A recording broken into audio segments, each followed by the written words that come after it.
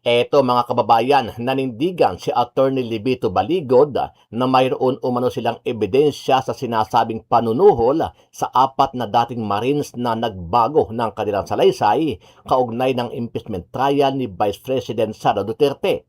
Ayon sa abogado, kompleto raw ang mga text messages at voice recording at magpapatunay sa mga alok na umabot umano sa milyon-milyong piso.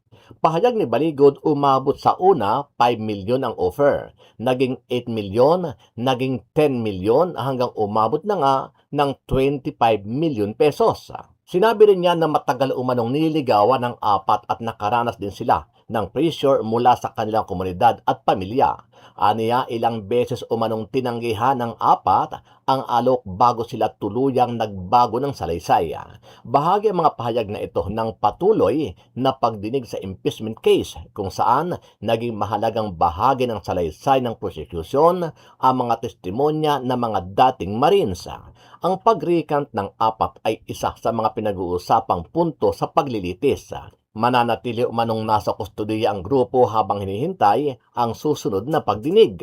Iginiit ng abogado na handa silang ipakita ang kanilang ebidensya sa tamang pagkakataon at manindigan sa sinasabi nilang katotohanan.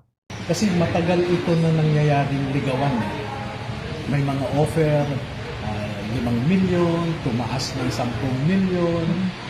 Who's offering what and bakit Yes, po? makikita yung mga nag-o-offer, no? Nandun sa text kasi eh. Kasi yung isa sa kanila, tinanong, saan ba galing yung, sino ba yung financier mo? So, tinext nung nag-uudyok sa kanila kung sino. Mga ganon.